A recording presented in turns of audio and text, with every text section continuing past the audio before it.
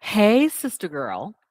So, every February, we are told to celebrate love by buying more, eating more sugar, drinking more alcohol, and calling that romance.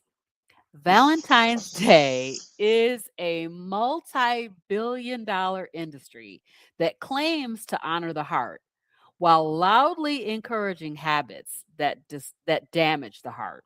So tonight we're going to slow down the conversation and talk about what actually protects the heart, what humans were designed to eat, and why so much of what we associate with love has more to do with marketing than with health.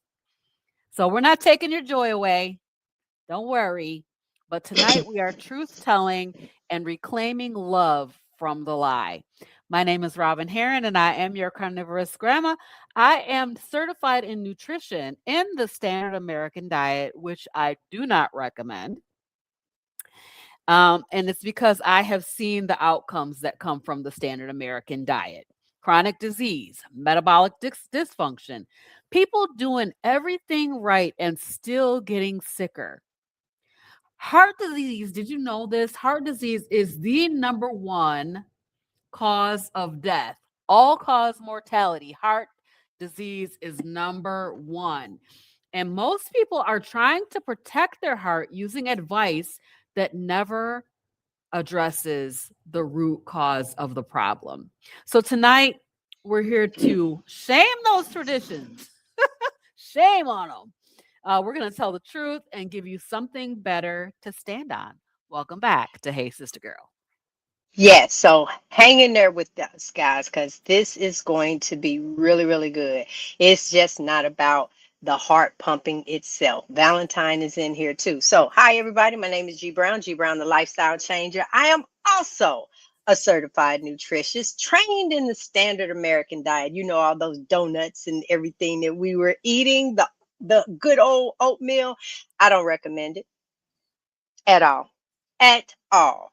And I wanted to be clear about something up front. I'm not here to make you change. I'm not here to convince you of anything. I'm also not a medical doctor. But who am I? I am a woman who lived with chronic illness, okay? And I no longer have it.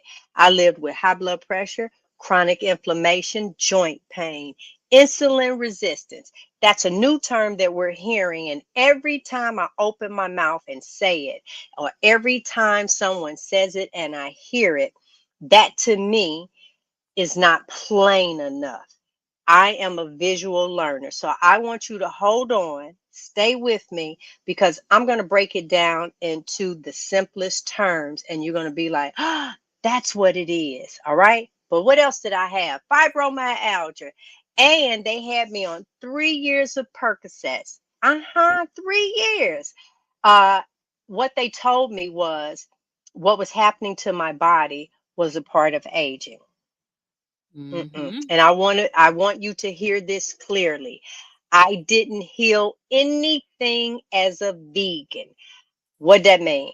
I was a vegan for 4.5 years. I believed in it. I believed in it fully because that's what y'all told me, top of the food chain, that that's what I was going to do. None of those conditions, none of them resolved. All right.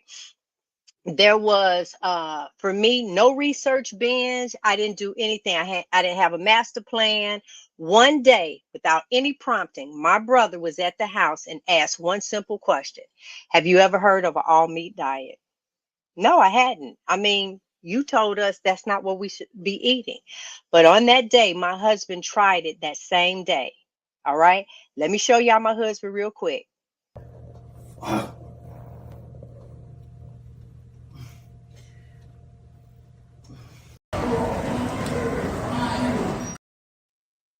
And that's him now. Okay. Within days, I saw a difference. So I went from no meat at all to only meat. And that was May 26th of 2023. And I have never looked back. Today, my blood markers are optimal. So anybody that want to know, like, okay, but what about this? Honey, I am on zero medications. Okay. Mm-hmm. And I live without pain, no joint pains, and my body is getting fine. Well, I'll talk about that one later. You talking about a Ooh, y'all, Valentine, you better honey. look You out better now. stop it. You better stop what I say, huh? And my body responds, like I'm aging backwards. So when Robin and I talk about food, sleep, movement, heart health, we're not just talking. We're talking our lived experience. And because of that, every Monday at 7 p.m., Robin and I go live and have this grounded, practical conversation with you guys about food, sleep, movement, and any of those systems that will benefit you because all of them work together over time. So tonight we're going to talk about Valentine's Day. Ooh, I wish my husband would wait one time a year to get me something, but then I digress. Your heart health is the most important. It's not emotional, it's not commercial, but honestly, it's biologically, ancestrally, and practical. So, what am I talking about?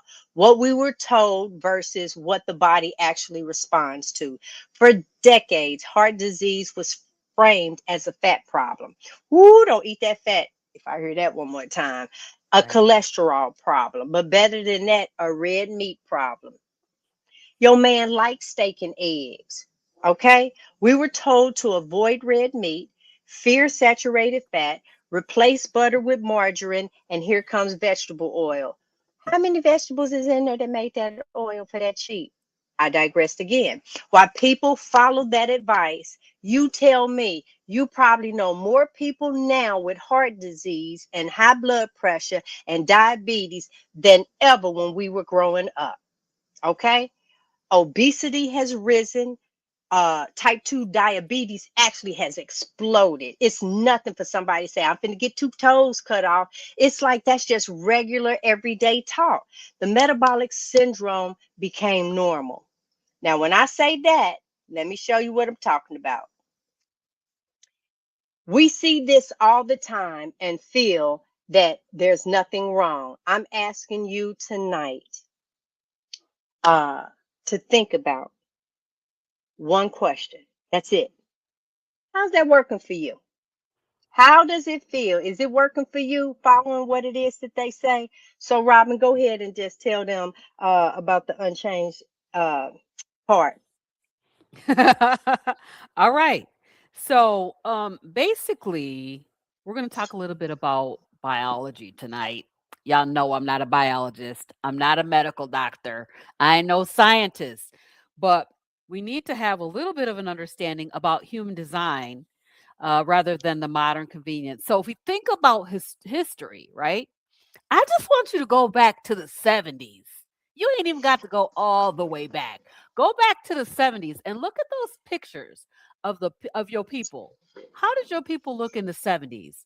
Okay, let's go back a little bit further. Let's look at the 50s. How did the people look before all of these modern conveniences came in when they were eating whole regular food, right? So back in the day, in ancestral times, the food was nutrient dense.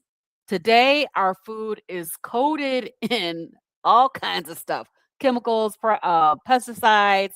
Um, we talk about that glyphosate Roundup all the time.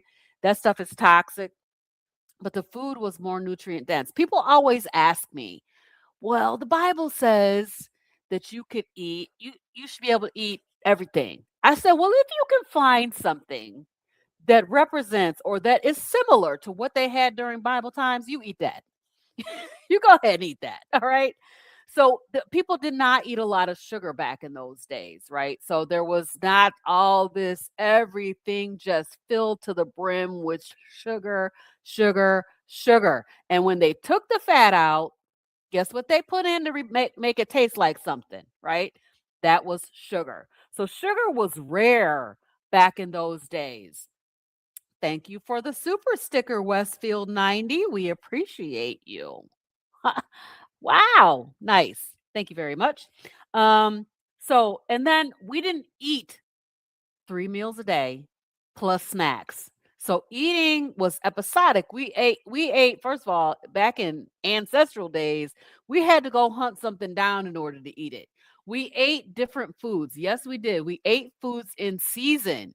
So when things came into season, like, I think if a tribe found a thing of honey, they would eat honey till they just couldn't had honey coming out of their ears, right? Because it was not something they had all the time. So eating was episodic.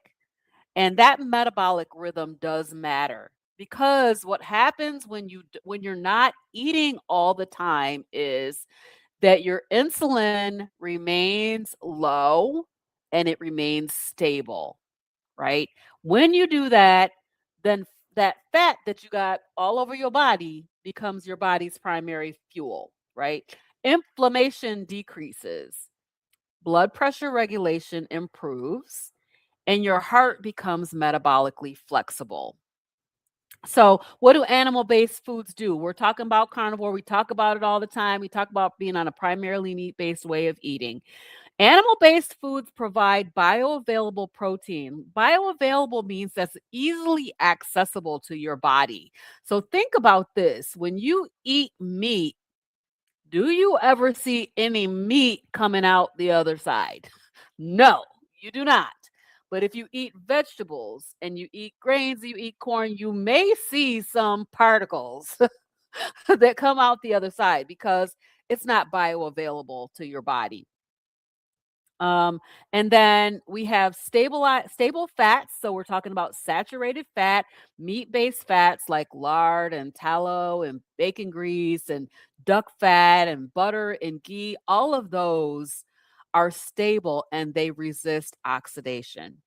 So also animal-based foods provide iron, zinc, B vitamins, fat soluble vitamins, basically everything that you need to sustain life.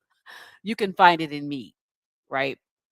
And so these nutrients directly support your cardiovascular function. And so the key concept, and we talk about it over here all the time, is being metabolically flexible means that your body has relearned how to burn fat for fuel. And then it will switch fuel sources automatically without stress, right? Your body can flex back and forth between glucose and fat as fuel.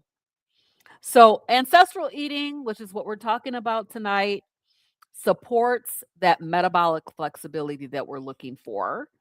And also, ultra processed foods destroy metabolic flexibility, right?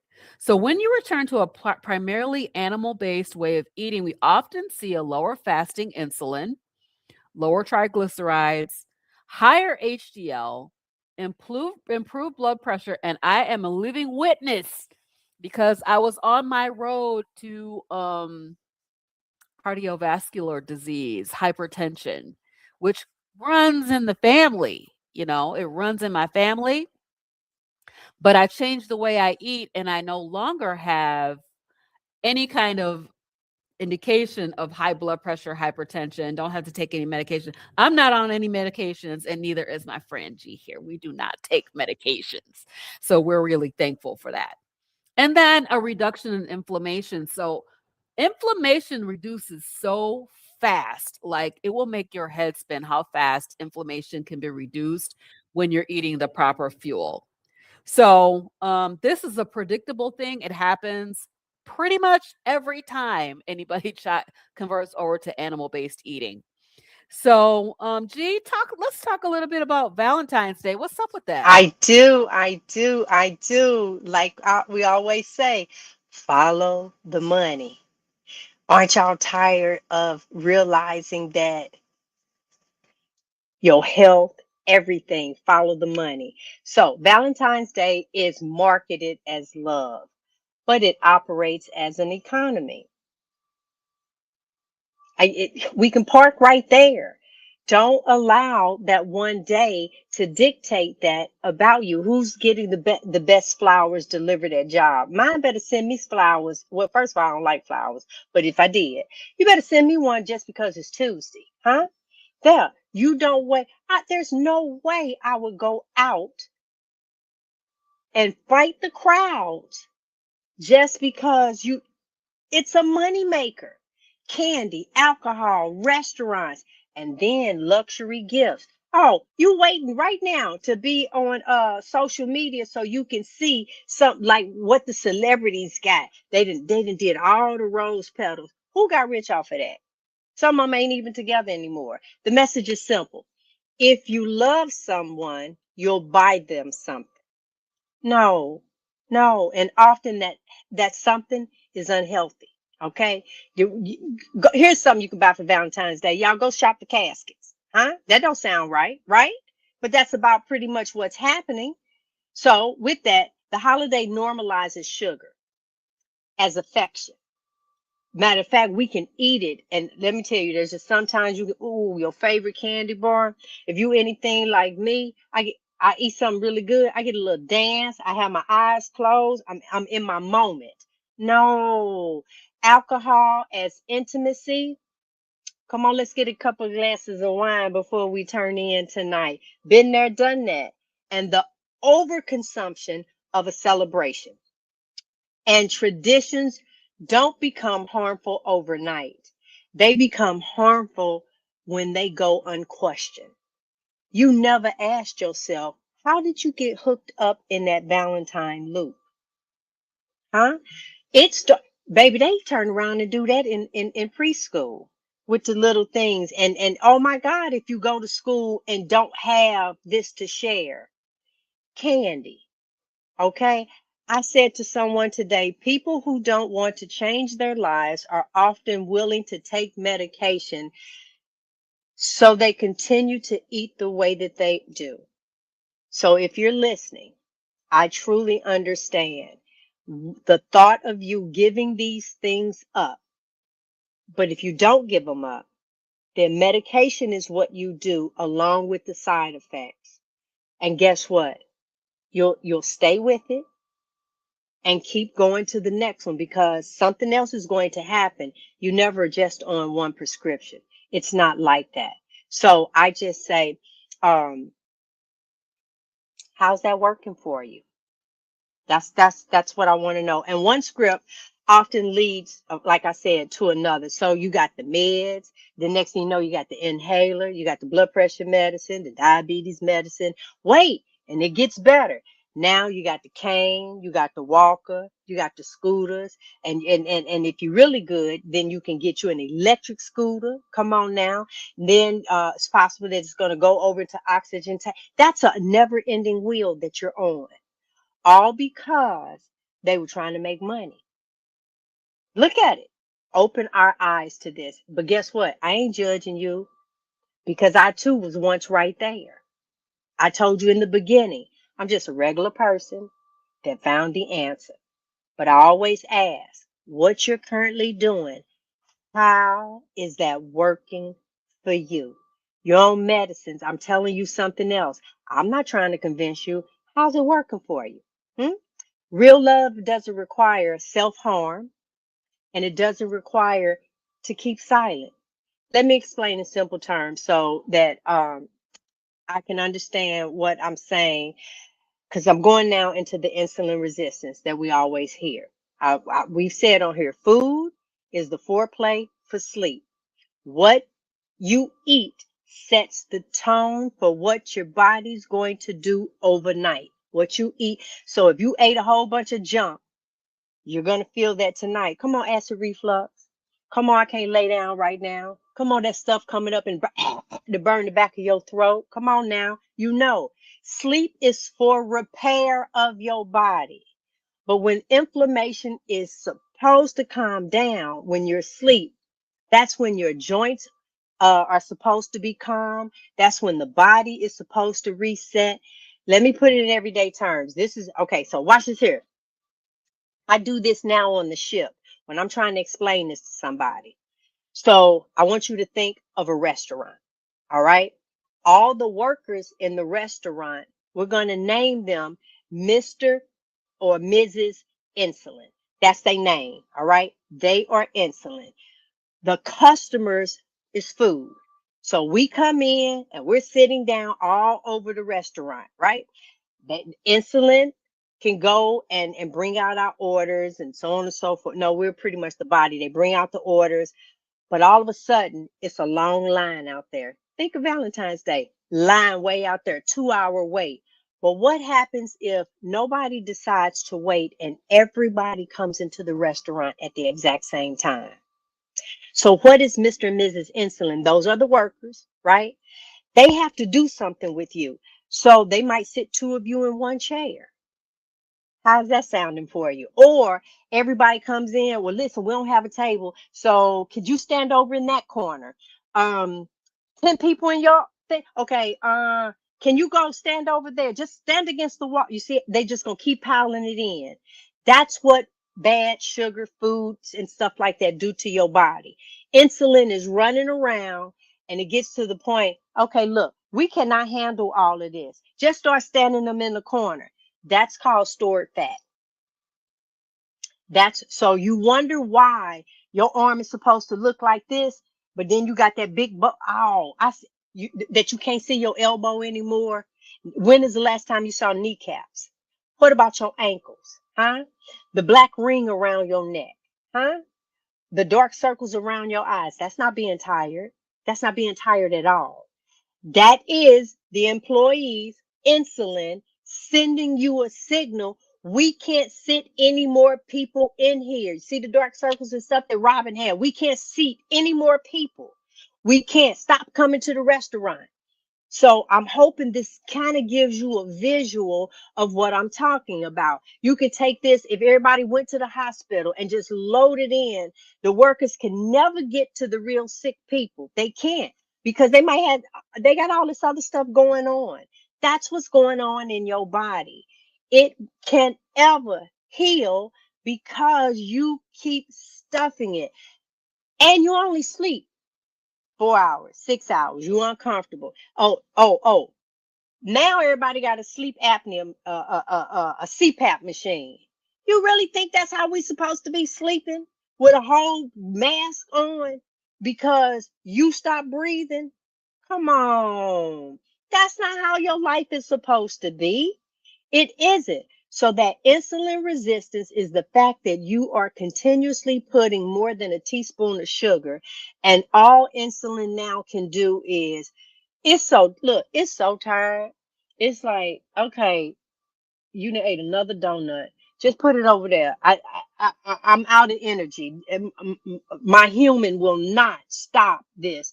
Now you're sitting at the table eating some chips, or this basket of candy is going to come in. All of this, and it seems like something so simple, but you tearing your body down. Okay, most people miss this. Insulin isn't starting a day fresh.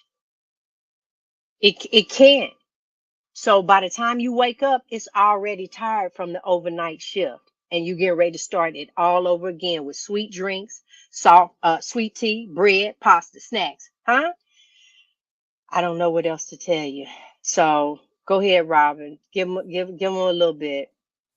So, I love that analogy. Our bodies are literally fighting for their lives with all of this sugar that we're incorporating, and we're going into another sugary holiday. Um, and so we're not talking about canceling Valentine's Day, but I'm just sitting here wondering when we normalize this massive overconsumption problem. We normalize this, and now we're all just walking around here sick, right? So we want to reclaim these holidays. That's what I'm trying to do. I'm trying to reclaim my holidays. I don't, necessarily want to give them up. I enjoy a good Valentine's dinner. I'm gonna show y'all what that looks like. So, how do we love ourselves? How do we love ourselves and love the people around us? And that is through safety, providing safety for people, right? In safety, I'm talking about stable blood sugars. We're not piling everybody into the restaurant all at once and expecting the waiters to be able to service them all, right? G talked about restful sleep, how important that is, prioritizing your sleep, and also, you know, working with your sleep. If you're not getting good sleep, you need to be tweaking and experimenting and trying new things to try to get better sleep, working on that sleep hygiene. And let that become a focus for you because restful sleep is very important. Otherwise, your cortisol is through the roof, and that's your fight or flight hormone, and you're fighting. You're in the fight. We want to have low inflammation. Inflammation all over the body causes all manner of disease. Almost any disease you can think of is caused by this chronic high insulin, high glucose, high insulin, and overall inflammation. So, low inflammation is critical to your life. And then the regulation of your nervous system. So, we want to love each other and love ourselves enough to make better choices. That's what we're talking about, is being able to make better choices. And when we think about what's about to happen with these kids, I'm gonna say the kids because I got these 5 grandkids up in here, and it's Valentine's Day, and they're gonna go and eat a whole bunch of candy, chocolates, and all of this stuff, and then we expect them to be on their best behavior, and they cannot. They cannot. They're struggling. They're fighting for their lives. So we don't need all this sugar. So, what does a simple, nourishing Valentine's Day meal look like? I'm going to show y'all because I've been eating nourishing Valentine's Day meals for a while. And so, this is my last year's Valentine's Day dinner. I went out to Ruth's Chris, which is an expensive steakhouse, but you can order a steak a la carte. So you got this giant tomahawk ribeye and then 2 shrimp. Oh, y'all, it was expensive. You talk about a money-making machine? A money-making machine. That's what Valentine's Day is.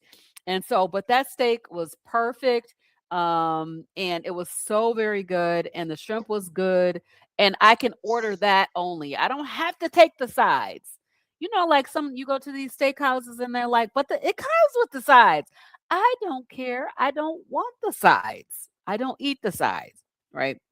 So, a simple, nourishing Valentine's Day meal can look like a ribeye or a New York strip steak, just seasoned Hmm. with salt, cooked in tallow or cooked in butter, or even just put it in your air fryer and it comes out absolutely. That's what I had today for dinner was an air fryer New York strip, some shrimp sauteed in butter and garlic if you are using those kinds of spices, or some scrambled eggs, sparkling or mineral water. What if you decide to just cook it together for your date night? Wouldn't that be nice? Y'all cook it together and enjoy your dinner together. One person sets the table, one person cooks the meal, light your candles, and enjoy you a beautiful Valentine's Day in safety. And for probably about a quarter of the prices you're gonna pay that you if you go out to Ruth's Chris, for instance, right? So that's about being connected. It's about being present, being there together. It's love that supports healing the heart, supporting the heart long after that plate is cleared and removed from the table. So these holidays are tripping people up. Those of you who have been on carnivore and it's gonna trip up for Valentine's Day, just don't bother. Don't bother because the holidays don't have to trip you up. A holiday, a birthday, any other day, an event at your church, or you going out somewhere, or you got whatever it is. It's another day to keep your body in safety, and to not raise your insulin and have your waiters just Shove you in the drowning, corner. just drowning, stuffing fat Yeah, into your fat cells is what they there doing, you go. Heart right? health, we Yep, just want to tell you it isn't seasonal, that's right. and healing doesn't need permission from the holiday. I, before we started the show tonight, that's one of the things that I was sharing with Robin. I am at such peace with myself right now. I cannot say enough. I just want to have good days. I want to live my life pain free. If I choose to take the stairs, I can take the stairs. If I decide to park way in the back and walking and holding hands, I my husband and I 22 years in, and I know that our marriage is stronger and better today than it's been anywhere in the past. Um, Learn how to talk with your mate. You know, but here's the thing. Your body is so off that you keep trying to have conversations, but your body is in chaos. Mhm. And you wonder why you're arguing or you can't see eye to eye on certain things. It was sugar, huh? But let me just say this once again. I'm not here to change your life. I'm here to ask you to be honest with yourself. How is your current condition working for you?